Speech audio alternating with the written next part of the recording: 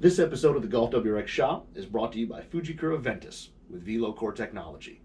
Velo Core Technology is the ultimate in stability, giving you tighter dispersion and more control over your golf shots. To find out more, go to fujikuragolf.com and find your nearest dealer and check out Ventus for yourself. Hey, what's up? It's Knudson with GolfWRX, and we're down here in the GolfWRX shop. Today I'm going to talk a little bit about something I found in the forums about a week or two ago. So I was just browsing through the accessories portion, and there was a forum thread started by a guy, I think it was St. Hazelrocket. Anyway, he was asking about copper blanks for ball markers. So if you've seen online, there's a bunch of companies that they make custom copper ball markers, and they'll stamp or create whatever you want. They have all sorts of different designs. Some guys can engrave them or laser etch or anything like that. And I thought it's kind of a cool thing to do. It's something fun. It's kind of the winter or spring season here in Detroit. We're just starting to play, but I thought it'd be fun to maybe make some ball markers just to stamp something, because you only have so many wedge heads, and I wish I had unlimited wedges to stamp, but I don't. So what I did was I went through the thread, and they were looking for thicker copper blanks, because a lot of them, they go by gauge, and the higher the number, the thinner the gauge of copper. So a lot of guys were talking about 24 gauge being way too thin, and then also some of the thicker stuff and where to find it. So there were some great links in there, some helpful stuff that a bunch of members had, and I went on eBay where one of the links had, and they had 1¼ inch copper rounds, and they're 1/8 of an inch thick. So pretty thick. When you hold it in your hand, it's got some heft. 1.25 or 1¼ inches is kind of big. I would say it's probably, 50% bigger than your normal ball marker. But it's something where it's big enough you can stamp, but it's not too big where you're going to put it on the green and it's going to be real obnoxious. So I bought 10 of them off eBay for, I think it was $20 plus some shipping. Maybe it was free. I don't remember. But I bought them off eBay, and they come pretty rough. It looks like they were just stamped out of a sheet or something like that. They've got some pretty sharp edges. They're not finished in any way. The one side is kind of polished, but it's scratched. So I've got a few of these, and I'm going to show you what I do to stamp them up. And it's something easy to stamp with. If you're just learning, it's a great thing because these are really soft. They don't take a huge hit of your hammer to imprint your letters and such. But I'm going to show you what I do to kind of get them kind of semi-finished. Again, I'm not a metal person. I don't work with metal well. I don't have much experience with it other than golf clubs.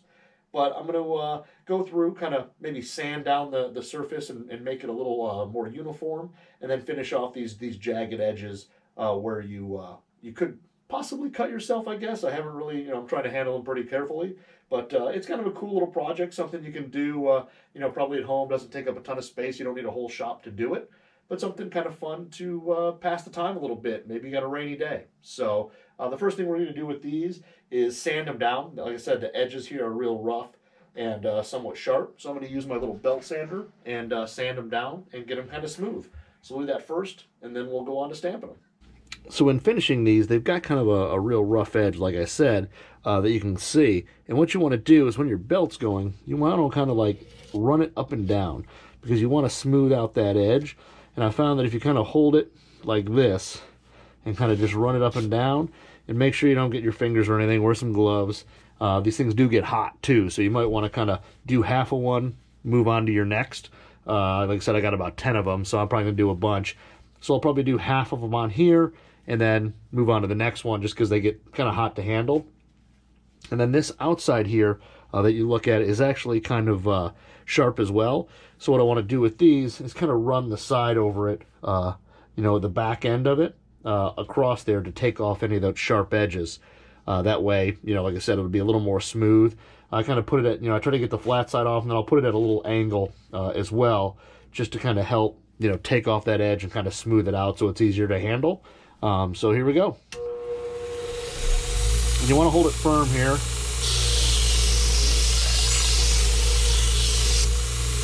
You can see it get kind of smooth compared to the other side there. And you just move it a little bit in your hand. And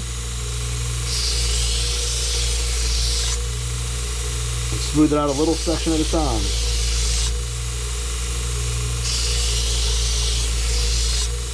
And if you have to go over it a second time, that's fine as well.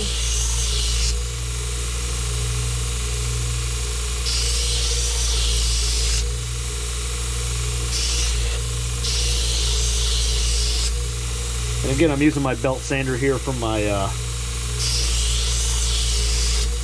cutting wheel that I can either, turn ferrules or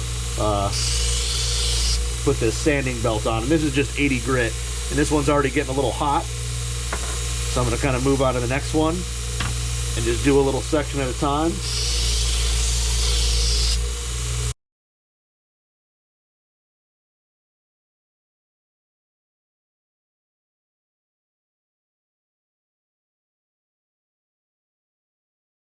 Are smooth. And then, like I said, the back of it here,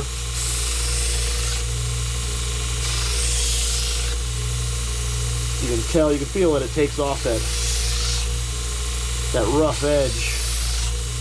It's almost like a burr, I guess that's those metal guys call it.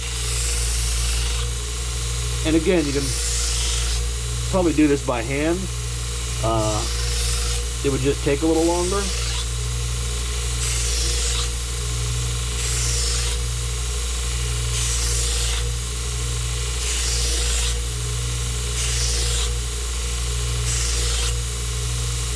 That way the whole back end, like I said, if I feel it with gloves, it won't snag anything of this material, so I know it's a little more smooth. But just keep working them until they're fully, fully smooth and they're easier to handle. But again, be careful, they get a little hot.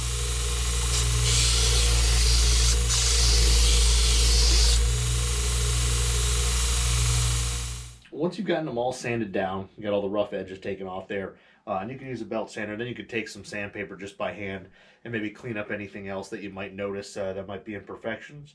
Now, these are going to have a little bit of scratching or whatever just from where they came from. They're not absolutely perfect or polished, but that's fine. What I like to do first is stamp them, though. I mean, some people, I guess, would go through and polish them, make them look like, jewelry.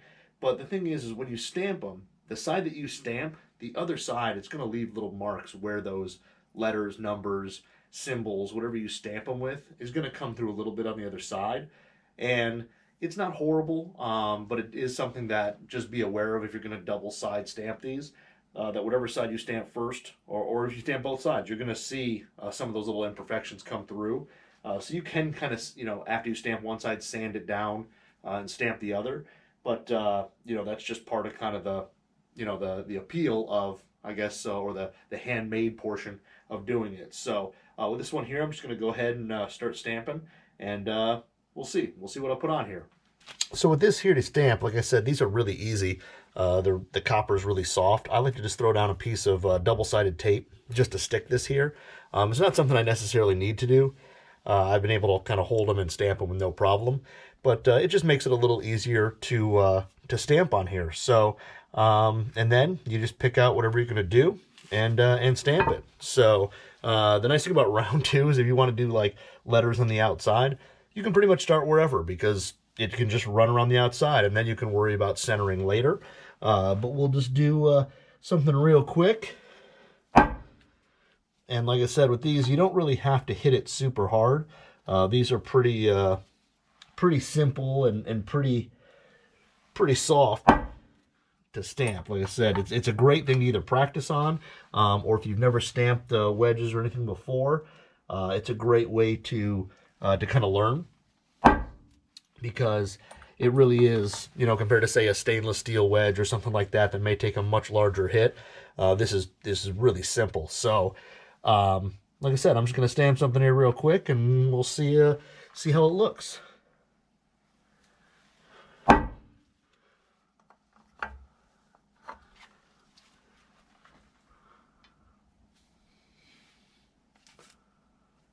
Kind of line up my letters here. That was a little further down. If I wanted to make it perfectly straight, I could put a piece of tape on there, and it would be perfectly straight. But this one here, I don't really care as much. Just kind of making something quick here for you guys. Maybe I'll take a little more time if I'm not filming.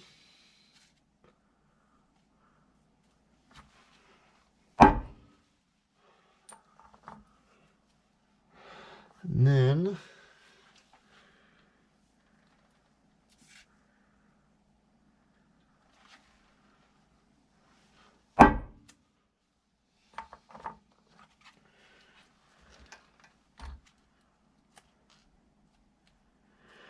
line those up, give them a good hit.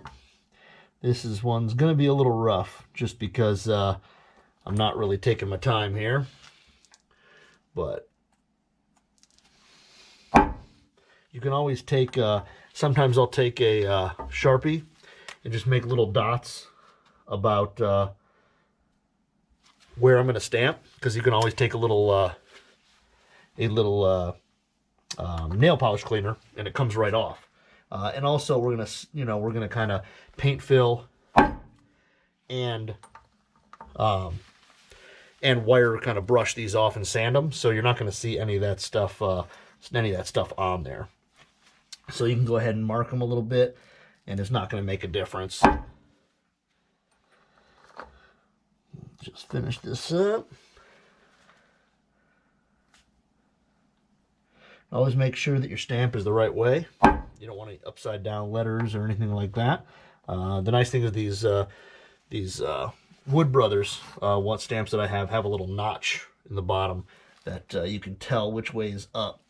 And it's a real easy way to not have to make any mistakes with, whatever you're stamping. I've got a few special characters here. Maybe I'll go the route of overplayed skull and crossbones, because I know everybody loves skull and crossbones.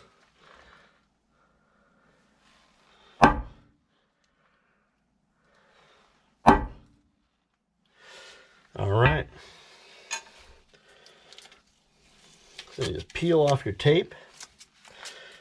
And like I said, on the back here, you'll see we kind of just stamped it there. Or stamped it there. And then on the back, you can see there's kind of some indentions and all that on there.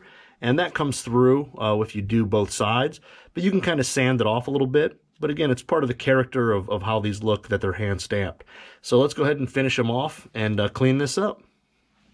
All right, so to finish it off, I'm going to take away some of the imperfections and all that. You can use sandpaper, you could use steel wool, anything that's going to kind of cause that to make like a uniform line across it. I have kind of a steel woolish type wire mesh kind of brush here that I just run over it real quick, and that way it'll make it all one uniform look, and that you're not going to see some of the scratches and imperfections before you paint fill it.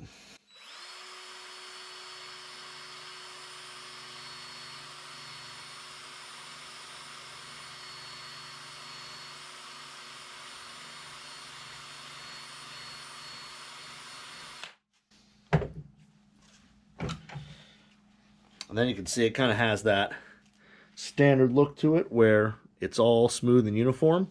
And you can do both sides. I like to do both. I guess I'm on this one here, I'm only going to stamp the one side.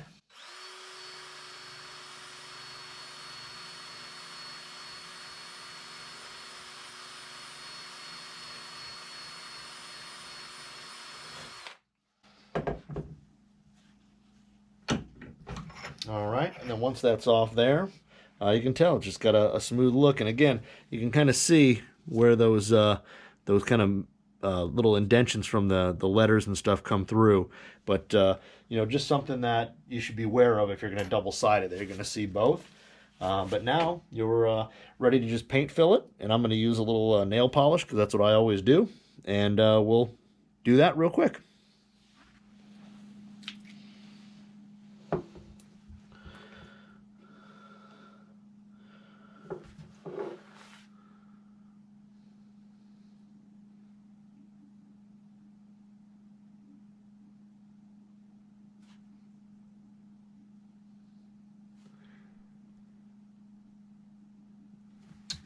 So yeah, like I said, I like to use a nail polish. It dries fast. It seems to be pretty durable. I haven't had any problems with anything coming off. Maybe the sole of a wedge, but it's pretty easy to use. You can buy it in any color under the sun. Heck, you may even have some at home that your yourself, significant other might have, and you can just use that. I've even had it where I've mixed colors before and to make other colors. I mean, you can pretty much do whatever, and then it's easy to just take off with some nail polish remover and a paper towel. So try to get close to the letters. I mean, if you can slop it on here, it doesn't really matter, but the sloppier you get, the more cleanup you have, and it's a little more of a pain. If you can be a little more careful with it, you'll save yourself a little work in the long run.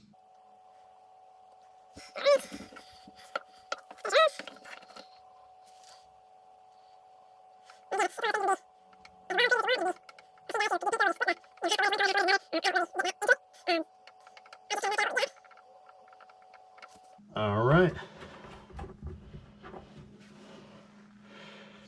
So you let that dry for about 60 seconds, and then we'll clean it off. All right, after your nail polish dries, which it usually takes 60 seconds, maybe 2 minutes, something like that, depending on what you have. Use a little nail polish remover, and I used to take a paper towel here, just fold it over a couple times, give it a quick splash. And the reason I like to let this dry is I've done it before where it was still wet, and it tends to make it a little, like the nail polish comes off a little too easy, and it can come out of the letters. And then you just real lightly rub on top, and be careful with the white. The white can kind of bleed into others, so, don't, if you have, blue on your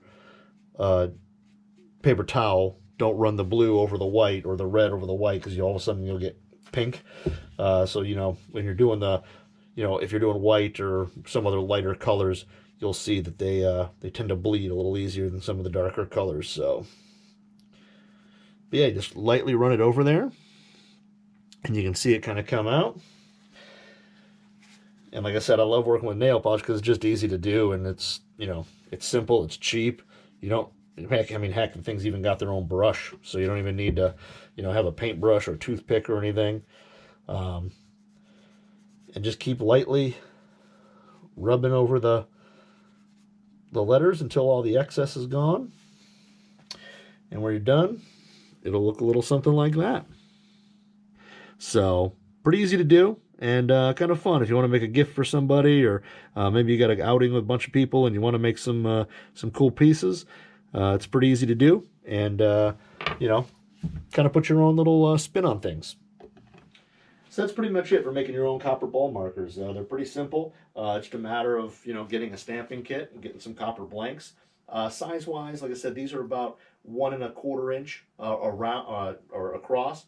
They're a little bigger than typical ball markers, but they do make 1 inch and some other size. But I would go for the 1/8 inch thick ones. They're a little heftier. I think they'll hold up better. They're a little easier to stamp. You won't get as much of the show through of the on the other side. But something kind of fun to do. And like I said, make your own ball markers. Give them to your buddies, or just make some ones for yourself. So if you have any questions, anything like that, let me know down in the comment section. And we'll see you again next time down here in the GolfWRX shop.